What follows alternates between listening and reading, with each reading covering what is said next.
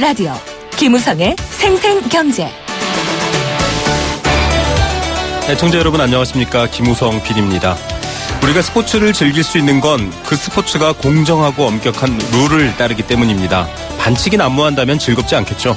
경제에서도 그런 역할을 담당하는 기관이 있습니다. 바로 공정거래위원회입니다. 하지만 그간 대기업의 횡포에 소홀했고 그런 의미로 사실 좀 대기업 쪽에 기울어져 있지 않았나 이런 지적까지 받았습니다.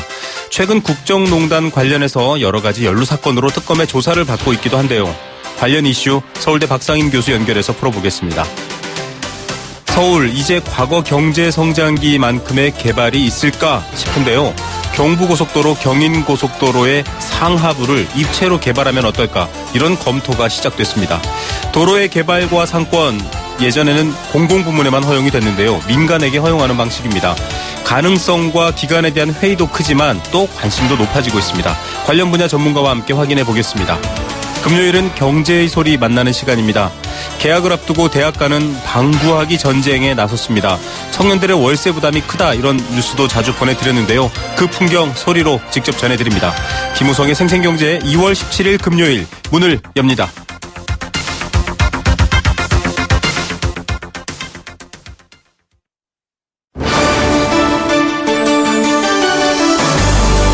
YTN 라디오 김우성의 생생경제.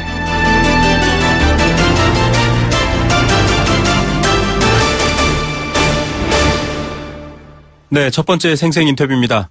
오늘 이재용 삼성전자 부회장의 이 비선실세 최순실과 공모한 박근혜 대통령의 뇌물 혐의 등이 인정이 됐습니다. 그래서 구속이 됐는데요. 이 부회장 구속에 앞서 특검은 사상 처음으로 공정위원장 또 공정위 부위원장을 소환하기도 했었습니다. 이 제일모직 합병 과정에 여러 가지 위법 가능성이 있음에도 전속 고발권을 소극적으로 행사했다. 소위 말해서 대기업을 봐줬다 이런 얘기입니다. 이것 외에도 지금 CJ의 어떤 인사 관련해서 또 인사 개입이 있었다. 그래서 우병우 민정수석에 대한 또 연결고리까지 수사가 확대되고 있습니다. 정치권을 중심으로 공정위가 갖고 있는 전속고발권 폐지해야 된다 이런 목소리가 커지고 있습니다. 이게 지금 처음 나온 얘기는 아니고요. 지난 대선 때도 나온 얘기입니다. 그런 반면에 반대 입장은 소송이 무분별하게 사용될 경우 부담이 될 수 있고 여러 가지 어려운 점이 생길 수 있다 이런 얘기들도 있습니다. 과연 이 문제 어떻게 바라봐야 할까요? 지금 세태와는 어떤 연관이 있을까요? 서울대 행정대학원 박상임 교수 전화로 연결해서 얘기 나눠보겠습니다. 교수님 안녕하십니까? 네, 안녕하세요. 예, 지난번에 이 구속영장이 기각되고 이번에 초유의 관심사를 보이는데 구속영장이 나왔습니다. 그래서 지금 구속됐거든요. 어떻게 보십니까? 네, 아마 지난번 그 구속영장 기각 이후에 특검에서 상당히 보강 수사를 충실히 한 게 아닌가라는 생각이 먼저 들고요. 그리고 사실 지난번 구속영장 기각할 때 조금 석영찮은 부분들이 있었습니다. 예를 들어서 시점 문제, 제일모직 삼성물산 합병 이후에 독대가 있었다는 시점 문제 같은 것을 거론을 했었는데 사실은 이 제일모직 삼성물산의 합병이라든지 이런 것이 이재용 부회장으로서 세습하는 일련의 과정에서 일어난 일이고요. 네. 대통령과 이 부회장의 독대가 합병 이후에 있었다고 해서 합병 이전에 다른 경로와 다른 방법으로 어떤 그 모의 같은 것이 없었다라는 것을 말하는 건 아닙니다. 아마 이번에 새로 추가된 안정범 수석 수첩에 그런 정황들이 좀 있지 않았을까라는 생각이 들고요. 그게 결국 결정적인 역할을 구속에 결정적 역할을 한 게 아닌가라는 생각이고요. 또 하나는 특검이 이번에는 세습 과정 전체를 맥락에서 뇌물 문제를 봤다는 것이 그게 그 프레임 자체가 더 주요했다라는 생각이 듭니다. 그래서 독대 이후에 순환출자 고리해소 문제라든지 삼성이 사실 세습을 완성하는 단계로 생각하는 것이 중간금융지주회사를 만드는 겁니다. 중간금융지주회사는 입법이 필요한 부분이고요. 정치권 그리고 청와대의 적극적인 협력이 없이는 불가능한 것이죠. 그런 부분까지 총괄적으로 볼 때 뇌물의 고리 또는 정황 그리고 개연성들이 상당히 합리적인 의심을 살 정도라고 법원이 판단한 것 같습니다. 예, 해외 언론들도 정경유착의 고리를 끊어내려는 의지 이렇게 읽고 있고요. 네. 피해자였다라는 삼성 측의 논리가 이제는 먹히지 않았다 이런 얘기가 있는데 이 판결에 앞서서 특검이 공정위를 압수수색했거든요. 이 부분도 네. 사실은 좀 놀라웠습니다. 당시에는 청와대의 압수수색에 관심이 쏠려 있었는데 한편으로는 금융위 공정위를 또 특검이 조사를 했는데 네. 이 과정과 여러 가지 수사가 나오면서 지금 흘러나오는 주장 뉴스들이 전속 고발권을 폐지해라. 이런 얘기가 나오거든요. 이 전속 고발권이 사실 공정위만의 고유 권한이었다. 이런 비판이 예전부터 있었는데요. 이 배경 어떻게 봐야 할까요? 네, 사실 이제 전속 고발권이라고 하는 건 아시다시피 공정위 관련된 여러 가지 법률이 있습니다. 소관 법률이 있는데 네. 위반을 해서 형사적인 처리를 할 수 있는 사건에 대해서 공정위만이 사실은 전속적으로 고발을 할 수 있어서 네. 검찰에서 이제 공소를 그 이후에만 할 수 있는 그런 법입니다. 그래서 이 법이 이제 만들어졌을 때는 전속 고발, 공정거래 사건 관련된 형사처벌에 대한 소송의 남발을 막겠다. 그리고 공정위의 권한을 강화하겠다는 취지였는데 지금 이르러서는 공정위가 주어진 권한을 충실히 수행하지 않고 있다. 어떻게 보면은 네. 재벌 대기업들이 공정위라는 길목만 잘 관리하면은 쉽게 넘어갈 수 있는 그런 상황이 됐다는 비판인 것이죠, 기본적으로. 네. 자, 이 공정위의 역할은 사실 여러 경제 주체들 간의 어떤 거래 질서, 경제 균형 이런 부분들이 중요한데 대기업에 기울어져 있다. 결국은 이런 비판이 결론일 텐데요. 실적을 봐도 굉장히 낮습니다. 전속고발제를 공정위가 가지고 있어야 된다라고 지난 대선 때도 폐지 요구에 반대를 하면서 의무 고발 기관을 확대하겠다 여러 논리를 내세웠거든요. 특히 네네. 이거는 공정위뿐만 아니라 공정위의 전속고발권을 지지하는 학자나 다른 분들도 소송이 남발되면 정말 소송 지옥된다 이렇게까지 얘기하면서 네. 공정위 편을 들었습니다.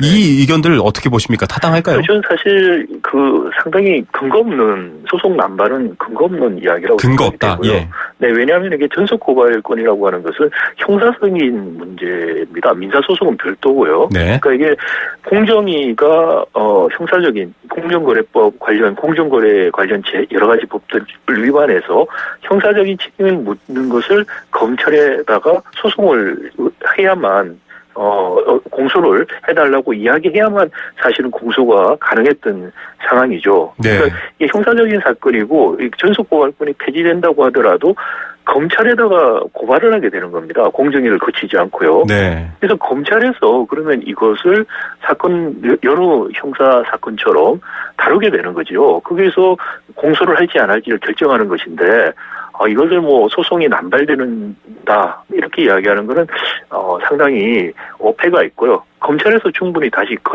한번 걸리는 그런 역할과 기능이 있기 때문에 그 무리한 좀 억측이라는 생각이 듭니다. 예, 증권 집단 소송제도 같은 사례로 보면서 지금 과잉 소송은 없지 않느냐라는 근거로 반대를 하고 있는데요. 네. 공정위는 계속 지금까지의 어떤 입장을 계속 견지하고 있습니다. 의무 고발제 확대하겠다. 제대로 하겠다 이렇게 말하고 있는데 실효성은 어떻게 보십니까? 그래서 의무 고발제 확대를 지난번 2014년에 하지 않았습니까? 네, 감사원 정부 부처입니다. 조달청, 감사원, 중소기업청 특별히 공정위보다 더 적극적으로 나설 이유가 없고요. 네. 확대를 하겠다는 중소기업 중앙회 대한상공회의소 광역지방단체 실효성이 과연 있을까라는 생각이 들고요. 공정위가 사실은 법원하고 어떻게 보면은 전속고발제가 폐지가 되면은 네. 공정거래 사건 형사 관련된 부분에 대해서 검찰 측과 공정위가 경쟁 관계에 놓이는 것이죠. 네.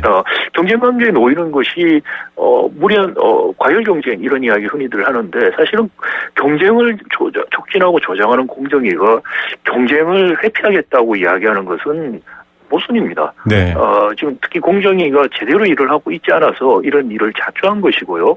그렇다면은 검찰과 경쟁관계, 경쟁과 어떻게 보면 균형이 이루어지는 견제와 균형도 이루어질 수 있는 부분이고요. 이게 고소를 한다고 해서 법원에서 또 판단을 내는 여러 가지 사법적인 절차를 거치는 것이기 때문에 차제에 한번 전속고발권 폐지해서 검찰과 공정거래위원회가 한번 경쟁과 서로 견제하고 균형을 이루는 네. 그런 체제를 한번 만들어 보는 것이 어떨까라는 생각이 저도 개인적으로 듭니다. 예, 뭐 지금도 이 전속고발권을 갖고 있는 만큼의 조사권이라든지 조직이라든지 네. 이런 부분들도 미흡하다 이런 얘기가 나오기 때문에 더더욱 탄력을 받고 있는데 교수님 만약에 이 전속고발권 즉 불공정한 거래나 대기업의 어떤 독과점에 대한 견제 등 이분들이 전속고발권이 공정위에 있는데 폐지가 되면 네. 대기업 견제라든가 사실상 대기업에 기울어져 있는 모양새 아닙니까? 앞서 말씀하신 네. 골목을 뭐 장악하면 네, 끝이다 네. 이런 얘기인데 견제가 될 수 있을까요? 충분할까 오히려 그런 우려가 있습니다. 사실은. 네네. 그럼에도 불구하고 공정거래위원회나 검찰 두 곳에서 다 그저 사실상 수사를 하는 거죠. 수사를 네네. 할 수 있다는 거. 그리고 피해 당사자가 공정위가 아닌 검찰에도 갈 수가 있다는 그런 옵션이 있다는 것 때문에 네. 공정위가 훨씬 더 자극을 받을 거라고 저는 생각이 되고요. 네. 예상외로 상당한 효과를 볼 수도 있지 않을까라는 기대를 가집니다. 그리고 아울러 우리 검찰이 공정거래 사건이 공정거래위원회에서 사실 수사니 조사를 다 해서 넘기는 식으로 해서 공소를 했습니다. 그러다 네네. 보니까 검찰의 전문성이 사실 별로 없는 것도 사실입니다. 네. 그럼에도 불구하고 이런 사건을 다루다 보면은 검찰에서도 전문성을 더 가질 수 있는 그래서 사법 체계를 통해서 궁극적으로 해결되는 공정거래 사건도 많은데 네. 사법부의 전문성이 높아진다는 측면에서도 긍정적인 역할을 할 수 있다고 생각합니다. 예, 뭐 옵션이 많아진다, 선택권이 많아진다라는 말만으로도 관련해서 굉장히 많은 판로가 열린다 이렇게 볼 수 있을 것 같습니다. 네. 일단은 지금 특검이 공정위에 인사 외압 수사도 착수를 했다 이런 얘기가 나오고 있습니다. 우병우 민정수석이 지금 대상인데요. 네. 좀 많은 분들이 궁금해하실 것 같아서 이 얘기는 한번 짚어봤으면 좋겠는데 앞서 대기업이 길목만 잡으면 공정거래 관련해서는 수월했다, 넘어갔다 이런 말인데 결국은 공정거래위원회가 독립성이 그동안 있어 왔나 이런 문제가 지금 이 공정위 인사 외압 수사에서도 얘기할 수 있거든요. 어떻게 보십니까? 당연히 그렇습니다. 사실 그 공정거래위원회가 위원회 조직인데 행정위원회입니다. 미국 같이 FCC라든지 FTC 같은 건 독립위원회인데 네. 우리나라는 사실상 독립위원회는 없습니다. 행정위원회이기 때문에 사실상 독립성에 상당한 제약을 받고 있습니다. 조직적으로도요. 네네. 그리고 관행적으로도 굉장히 정부의 입김 청와대 입김 같은 것이 작용할 수 있는 측면이 많습니다. 그렇기 때문에 차제에 공정위의 독립성과 전문성을 강화시킬 수 있는 그런 조직 개편, 인사 개편 이런 방안도 좀 강구될 필요가 있습니다. 네. 자, 이제 이 여러 가지 맥락 속에서 흔히 이 재벌이라는 독특한 개념으로 모아지고 있던 삼성가에 대한 어떤 국민들의 재평가 논의 이런 것들이 지금 법적으로 실행이 되고 있고요. 앞서 말씀드린 공정위 부분도 조금 변화를 타고 있는데 앞으로 좀 어떤 제도적 장치들, 어떤 원칙하에서 좀 계속 같이 바라봐야 할까요? 네, 사실 이 삼성 이재용 부회장 구속 아마 최순실 국정농단에서 시작되고 촛불 집회를 통해서 이어져서 지금 이재용 부회장 구속까지 갔는데요. 네네. 어떻게 보면 우리 재벌의 문제점들을 국민들이 좀 더 극명하게 심각하게 인식하는 계기가 되었다고 생각이 되고요. 그래서 네. 근본적인 개혁에 대한 요구가 어느 때보다는 없습니다.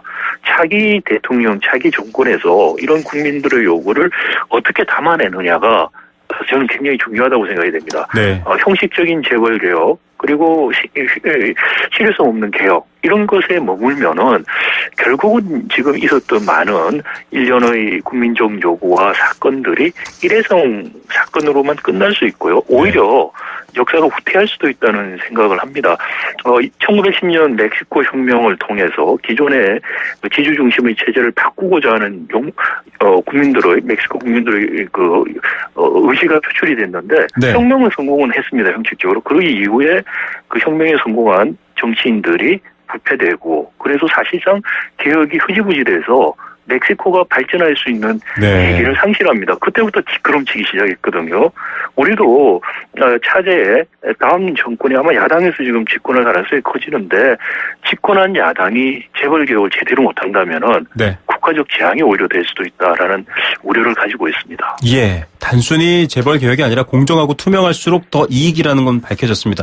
역사의 문제로 바라봐야 할 것 같습니다. 오늘 말씀 감사드립니다. 네, 감사합니다. 네, 서울대학교 행정대학원 박상인 교수였습니다. YTN 라디오 김우성의 생생경제. 함께 느끼는 우리 경제 공감사전입니다. 여러분도 함께 경제와 경제에 관련된 다양한 이야기, 의견, 생각 나눠주시면 됩니다. 많은 분들과 함께 그 생각 나누겠습니다. 클로징할 때 나눠드리고요. 의견 보내주시면 추첨을 통해서 선물도 드립니다. 도심 속 꿈의 놀이터 일산 원마운트 워터파크 이용권 드리고요. 1683년 300년 커피 문화와 전통이 있는 비엔나 커피하우스에서 원두커피 드립니다. 단문 50원, 장문 100원에 정보 이용료 부과됩니다. 샵 0945번 문자로 참여하시면 됩니다. 오늘의 경제 공감사전 재벌 이야기입니다. 이 재벌은 참 독특한 말이죠. 사전에도 등재되어 있는 말입니다. 삼성전자 이재용 부회장이 구속됐다라는 얘기 전해드렸었는데 이렇게 뜨거운 관심을 갖는 건 우리나라 최대 기업인 삼성 총수의 첫 구속이기 때문입니다. 그동안 한국은 재벌들의 천국이라는 말이 있을 만큼 사법체계에서 관대한 처벌을 받아오기도 했습니다. 심지어는 관련 경제법, 세법이 삼성에 의해서 바뀐다 이런 비아냥까지도 있었었죠. 대규모 기업 집단이란 뜻을 가진 재벌, 한때는 한국 경제를 일으키는 주동력이었고 또 긍정적인 면도 있었었지만 결과적으로는 경제 질서와 생태계를 강자만 살아남는 혹은 편법만 살아남는 폐단으로도 지탄받고 있습니다. 그래서 지금 국정농단에도 같이 비판받고 있는 거죠. 여러분들은 재벌 어떻게 생각하십니까? 어떻게 해야 할까요? 여러분들의 의견도 함께 나누겠습니다.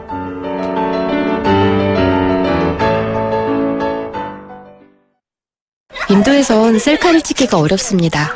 포즈만 잡아도 사람들이 함께 찍자며 매달리니까요. 누구나 특별해지는 곳, 인도가 묻습니다. 자신이 평범하다고 생각하나요? 질문 여행으로 인도하다. 대한항공 인도 출발행운항.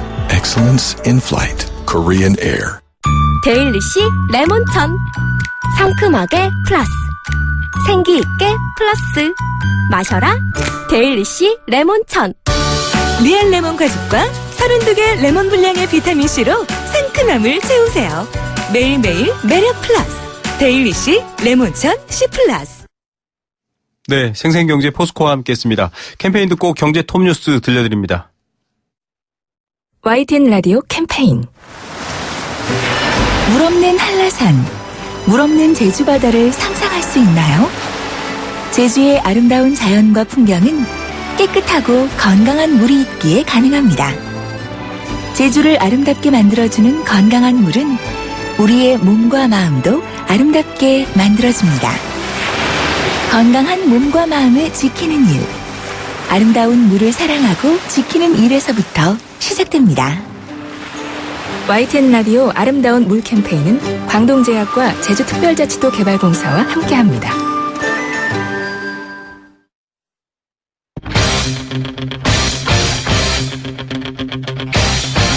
지금 가장 뜨거운 경제 소식. 경제 톱 뉴스. 네, 이 시각 주요 경제 뉴스입니다. 한진해운 문제 저희도 많이 인터뷰를 해드렸는데요. 결국 파산 선고를 받았습니다. 해운의 역사 한 부분이 사라지는 안타까움도 있습니다.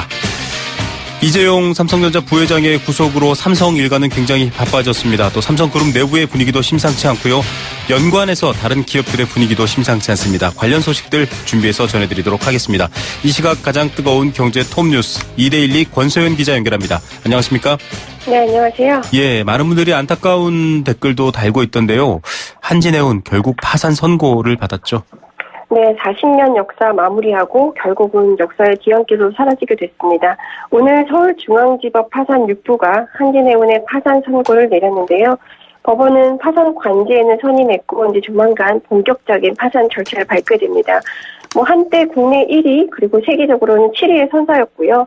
또 한국 원양 해운업의 시초라고 볼 수 있는 기업인데 안타깝게 됐습니다. 한진해운은 1977년에 국내 최초의 컨테이너 전용 선사로 설립이 됐는데요. 설립한 후에 중동항로, 북미항로 이런 데 잇따라 개설하면서 수출을 먹고 사는 이 한국의 핏줄 역할을 해왔습니다. 1986년에는 대한상선과 합병하면서 그 이후에 미국의 시애틀이라든가 롱비치 같은 주요 항만에 전용 터미널을 세워서 이제 사설이 계속 확장해 왔는데요. 한동안 해운업 호황이 이어지면서 굉장히 잘 나갔었죠.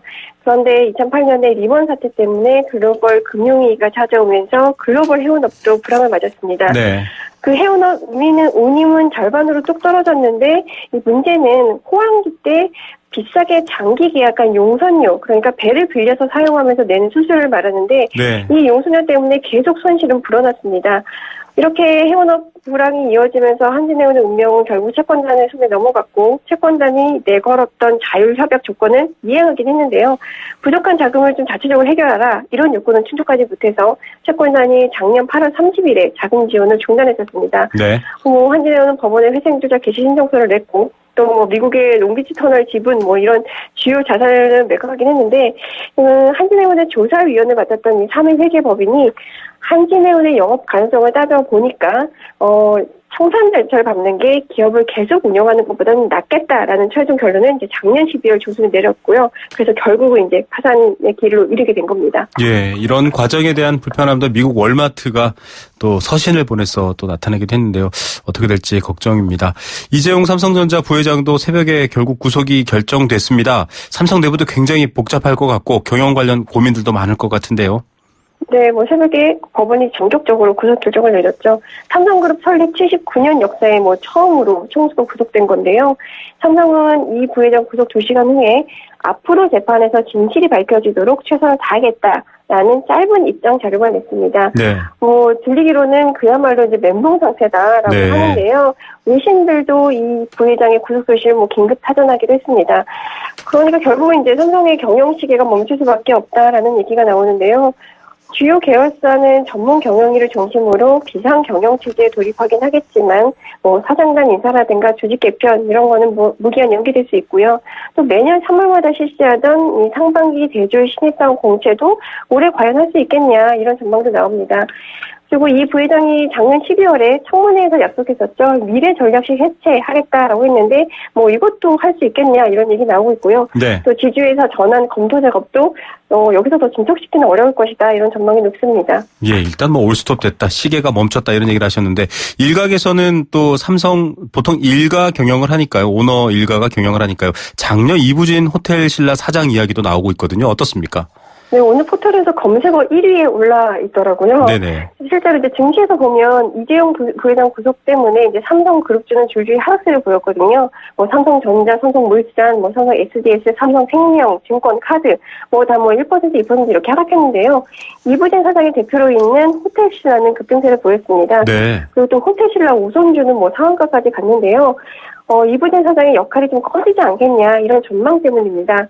이부진 사장은 2010년 12월에 호텔신라 사장을 취임한 이후에 7년 동안 호텔 사업 부분에서 경영 능력을 인정받았고요. 또 면세점 사업 짜는 때는 공정한 승무사 기질을 보여주기도 했잖아요. 네네.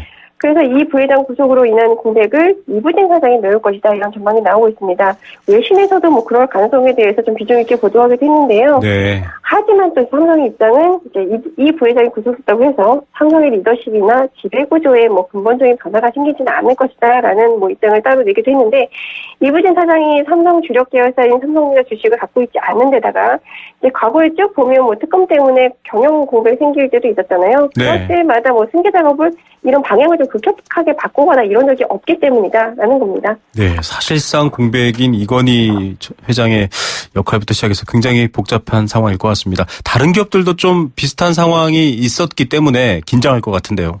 네, 지금 최순실 국정농단과 관련해서 특검수에서 거론됐던 SK나 롯데, CJ 등이 지금 이재용 삼성전자 부회장 구속에 잔뜩 긴장하고 있는데요. 네. 사실 특검이 지난 14일에 수사기관을 고려할 때 다른 대기업 수사는 진행하기가 다소 불가능해 보이는 게 사실이다라고 공개적으로 밝히면서 살짝 안도하는 분위기긴 했습니다. 네. 그런데 이재용 부회장이 구속되고 나니까 이제 오히려 이 멘트가 다른 기업도 수사할 수 있도록 기간을 연장해달라는 메시지가 아니냐 이런 해석이 나오고 있는데요. 네. 지금 특검 수사 기간이 이제 이달 28일로 끝났는데 만약에 기간이 연장되면 다른 기업으로 수사를 확대할 가능성이 있고 지금 이재용 부회장까지 구속시킨 특검이 다른 대기업에 대해서도 강도 높은 수사를 통해서 줄줄이 총수 구속에 나설 수 있다라는 분석이 나옵니다. 네네. 논리적으로 보면 이제 법원이 삼성의 미르와 K스포츠 재단 출연금 204억 원까지 모두 뇌물로 간주했다면 다른 출연 기업에도 이제 같은 논리 적용할 수밖에 없는 맞습니다. 거거든요. 근데 미르와 K스포츠 재단에 출연한 기업이 총 53개 그리고 출연금 규모가 한 774억 원에 달하는 것으로 알려진 상태입니다.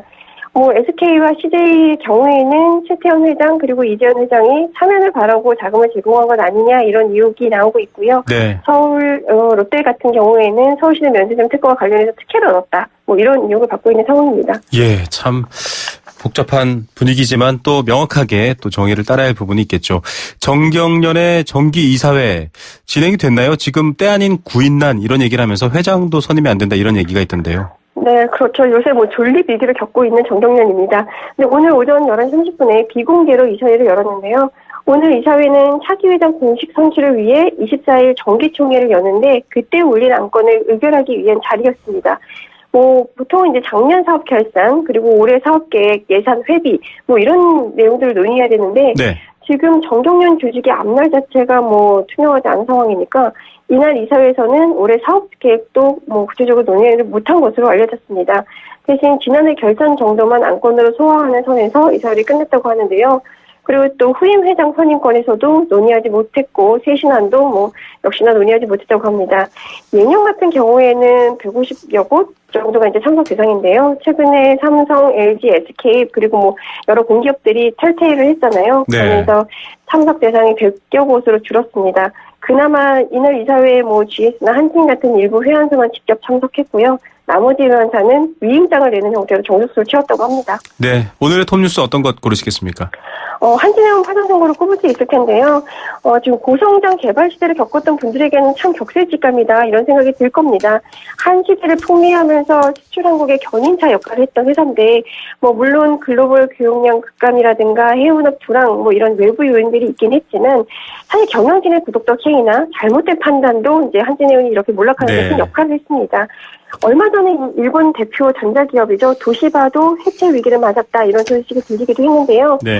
경영자가 멀리 내다보는 해안을 갖고 전략을 잘 짠다면 100년상 가는 기업 만들 수 있지 않을까 하는 좀 아쉬움도 들었습니다. 예, 국민들이 지켜보고 있습니다. 오늘 뉴스 감사드립니다.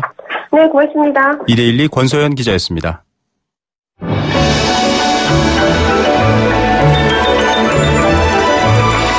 오늘의 경제를 들여다보는 시원한 창. YTN 라디오 김우성의 생생경제 생생 인터뷰. 네, 두 번째 생생 인터뷰 보내드립니다. 국토교통부가 도로 상하부 도로 부지에 민간 건물을 지을 수 있도록 허용하는 규제 개선을 추진하기로 했습니다. 도로 개발 그간 공공에만 허용돼 있었습니다. 그리고 여러 제약들이 있었는데요. 한번 상상을 해볼까요? 꽉 막힌 한남 IC부터 양재 IC 구간 혹은 경인 고속도로 구간이 공원과 상가로 바뀝니다. 차들은 다 어디 갈까요? 네, 지하의 다양한 속도 구간을 달린다. 이런 계획들이 나오고 있습니다. 그런데 언뜻 생각해봐도 공사비나 규모 상당할 것 같고요. 또 추진 과정에서의 찬반, 또 안전, 재난 대비 여러 숙제들이 많을 것 같습니다. 물론 아직 검토 단계이긴 합니다. 하지만 이게 과연 가능성이 있다라고 한다면 어떤 점들을 좀 더 고려해야 될지 또 핵심은 어떤 내용일지 전문가에게 얘기를 들어봐야 할 것 같습니다. 국토연구원 도시연구본부 이범현 책임연구원 전화로 연결합니다. 안녕하십니까 박사님. 네, 안녕하세요. 네, 이범현입니다. 예, 이번 계획이 사실 1월에도 한번 기사가 나온 적이 있는데요. 이른바 입체도로 이렇게 불렸습니다. 아직 구체적 건설 계획까지는 아니지만 잘 와닿지 않는 분들을 위해서 이번 계획에 대한 설명이 좀 필요할 것 같아요. 어떤 내용입니까? 예, 과거에는 도로 개발이라는 게 평면적이었습니다. 그러니까 네. 도로는 도로, 주택은 주택, 상가는 상가. 그래서 서로 평면적이었는데 이제는 그걸 복합화시켜서 구체적으로 입체적으로 개발하자는 얘기고요. 해외에서는 이미 많은 나라들이 이런 시행해 왔습니다. 가령 예를 들면 미국의 빅딕이라든지요. 네. 아니면 이런 것들을 통해서 일본 같은 경우도 굉장히 입체 개발을 굉장히 많이 하고 있고요. 네. 집가가 많이 상승하다 보면 그걸 토지용 고도화가 필요하고요. 그런 부분들을 이제 입체적으로 활용해서 경제적인 목적, 이제 사회적인 활성화 이런 걸 도모하자는 뜻에서 이번 계획이 발표된 걸로 알고 있습니다. 예, 지금 개발 시대인가 이렇게 궁금해하시는 분도 계실 텐데 그러면 단순히 놓고 봤을 때 지금 경인 고속도로라든지 이런 도로들이 도로가 있고 도로 외부 공간이 있었는데 그 도로가 아래로 들어가고 도로 위는 공원이나 상가가 된다 이렇게 이해하면 될까요? 네, 쉽게 생각하면 청계천 개발 생각하시면 될 것 같아요. 청계천 개발은 도로가 아예 없어진 거죠. 네네. 국가도로하고. 근데 이제 그 도로를 아예 없애지 않고 도로를 밑으로 넣는다고 생각하시면 될 것 같아요. 네. 그러면 거기에 오픈 스페이스가 생기지 않습니까? 네네. 그러면 그 오픈 스페이스가 생기면서 단절된 공간들이 서로 이어집니다. 네. 그 주변의 상점들의 판매가, 그러니까 매출액도 증대되고요. 네. 그렇게 되면 당연히 도시가 재생되고 도시가 재생되면 경제도 활성화된다. 뭐 이런 간단한 논리로 그렇게 올 수 있을 것 같고요. 네네. 지금 현재 뭐 많은 부분들이 인구 쇠퇴 뭐 이런 부분들이 많이 있는데 국토교통부에서는 도시 재생 정책들은 굉장히 다양하게 추진하고 있습니다. 특히 예. 이제 사람들이 많이 몰리고 있는 도심 부분 이런 부분의 그 교통 정체 해소와 그리고 경제 활성화 이런 측면에서는 굉장히 기대가 크다고 볼 수 있습니다. 알겠습니다. 이게 사실 도로가 있으면 뭐 A와 B 블럭이 서로 사실상 끊겨 있는 거죠. 횡단보도를 건너야 되고 여러 이동의 목적이 더 강한데 이렇게 될 경우에는 다 이어져 있기 때문에 상업적으로 재생되고 또 도로는 지하로 내려가고 이런 효과가 있다. 많은 분들이 이제 이해를 하셨을 것 같습니다. 사실상의 뭐 시대는 아니지만 이 개발의 대상으로서 도로 뭐 새로운 땅이 하나 생기는 거라고 볼 수도 있을 텐데 경제적 기대 효과도 상당할 것 같아요. 어떻습니까? 뭐 쉽게 생각하면 빅딜은 보스턴의 빅딜이라는 사례가 있습니다. 네. 주변에 이제 상업 업무 지역들이 있었는데요. 그 사업비를 투자한 사업비 대비 한 10배 정도의 경제 효과가 있었다는 게 일반적인 연구 결과로 나타나 있고요. 네네.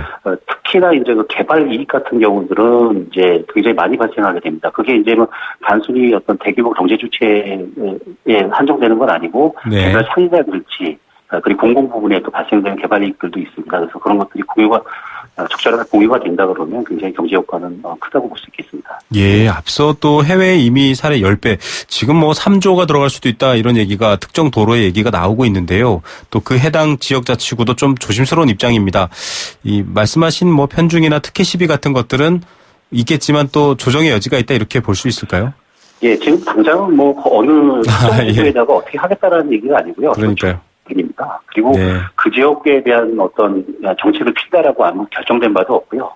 특히나 저는 이제 이런 부분들이 낙후된 지역, 쇠퇴된 지역, 그리고 교통 정체가 심한 지역 이런 몇 가지 기준을 가지고 선택적으로 정책을 펴나가야지 된다고 생각합니다. 특히 공공성은 굉장히 중요하다고 보고요.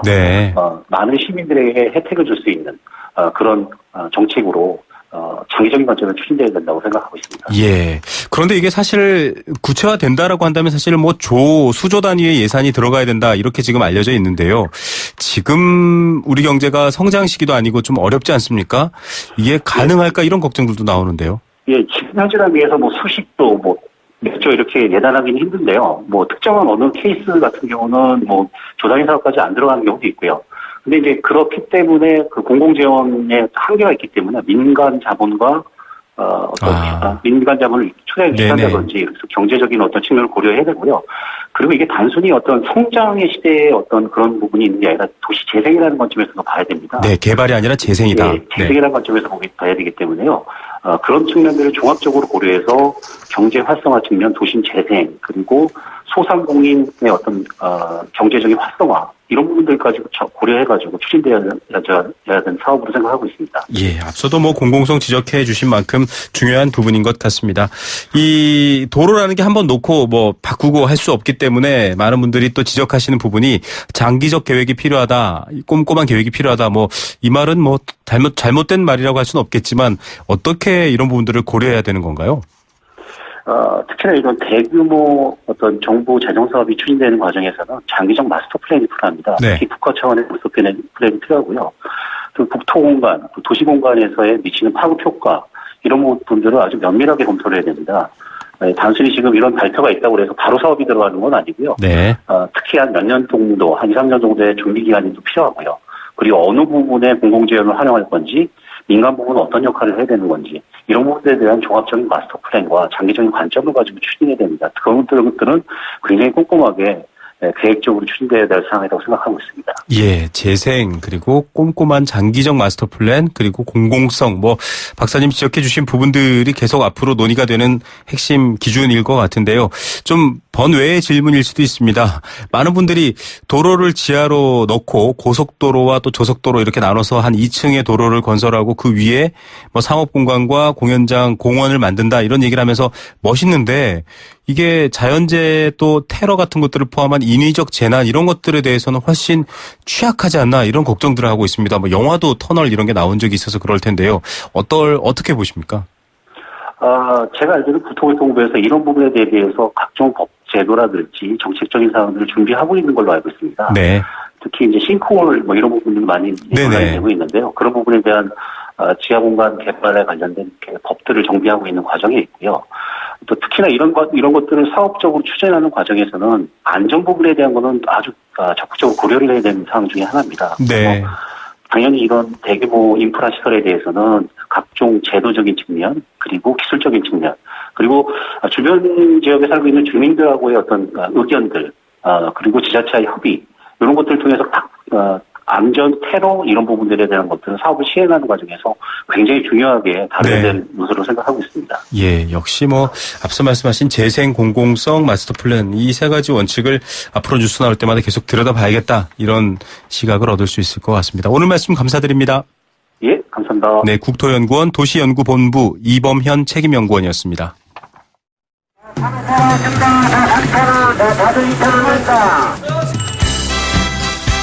우리 삶의 경제 현장을 들려드립니다.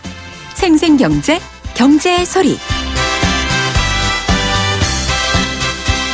네, 매주 금요일 경제의 소리 준비하고 있습니다. 소리라는 게 시각과 좀 다릅니다. 소리를 듣게 되면 소리로는 잘 속이기가 어렵고요. 또 시각보다 훨씬 더 마음에 잘 와닿죠. 공감할 수 있는 경제의 시간입니다. 그 공감의 이야기들 담아 오시는 분이죠. 이혜선 리포터 함께합니다. 어서 오십시오. 네, 안녕하세요. 네, 자 오늘 경제의 소리는 어떤 소리를 담아오셨습니까? 사실 지난주까지 계속 퀴즈를 원하시는 것 같아서 네네. 오늘은 퀴즈를 준비를 해왔습니다. 잘하셨습니다. 네, 아마 청취자분들도 한번 이제 귀 기울여 들어보시면서 이게 어떤 경제의 소리일까 같이 맞춰보시면 좀 재밌을 것 같은데요. 근데 문제가 조금 어려울 수도 있을 것 같아요. 네. 그래서 힌트를 좀 드리자면 집하고 관련이 있는 소리입니다. 어떤 네. 소리일지 같이 한번 들어보시죠. 예.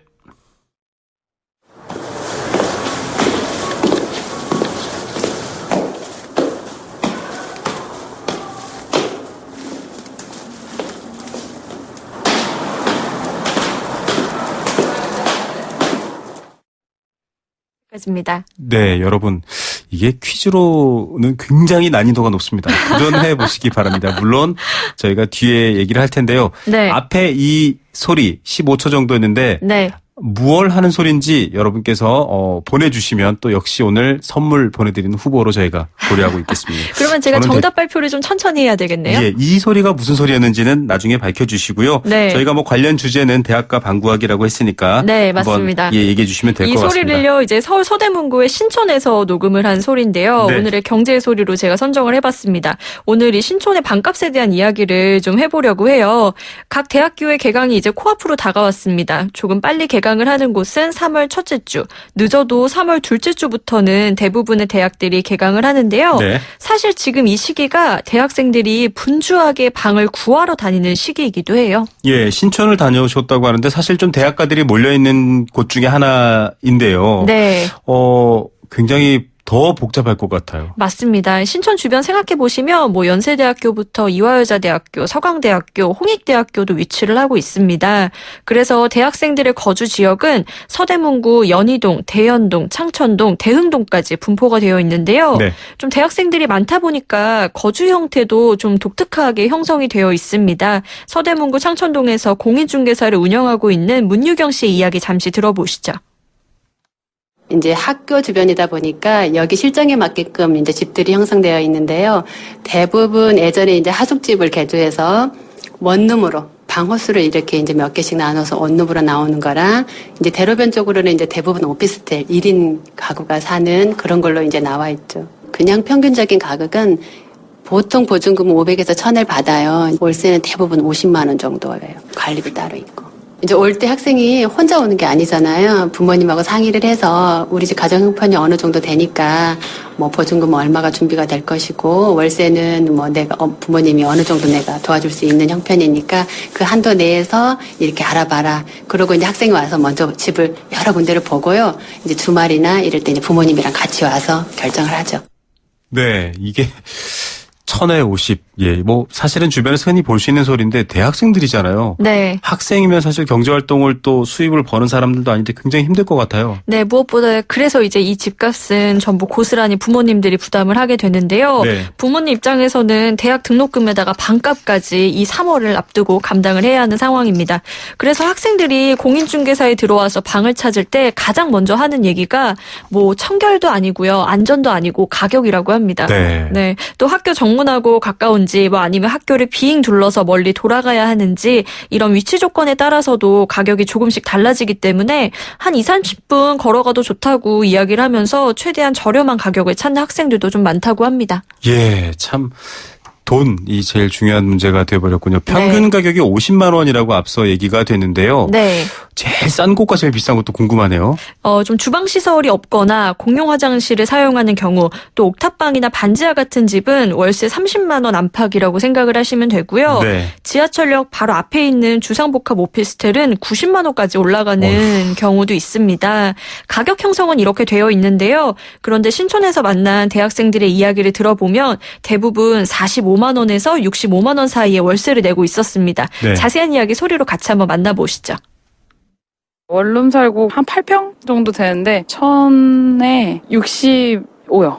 관리비 따로 있어요. 근데 그걸 딜을 해서 제가 66으로 조정을 했어요. 근데 방을 2개였기엔 여기 너무 비싸잖아요. 그래서 그 작은 방에 동생이랑 같이 살아요. 같은 가격이어도 여기 조금만 벗어나면 엄청 큰 방 많이 찾는데 근데 그거 못 벗어나는 게 안타깝죠. 학교랑 가까운데 또 살아야 되니까. 비싸죠. 엄청 비싸요. 한 10만 원 정도는 줄여도 될 것 같은데 한 못해도 8만 원? 보증금 500에 지금 월 47 정도에 살고 있어요. 7년 전에 처음 자취 시작했는데 1학년 때부터 계속 살아서 한 3-4군데 돌아다녔는데 다 비슷비슷한 가격에서 오르면 오르지 더 이상 내려가는 길이 없었던 것 같아요. 또 근데 개인의 이익 문제니까 또 강요할 수 있는 문제는 아니고. 저는 그냥 원룸형 하숙에 살고 있고 55만 원이에요. 한 달에. 일단 하숙이라 밥이 나오고 여기 학교랑 가까우니까 선택하게 됐어요.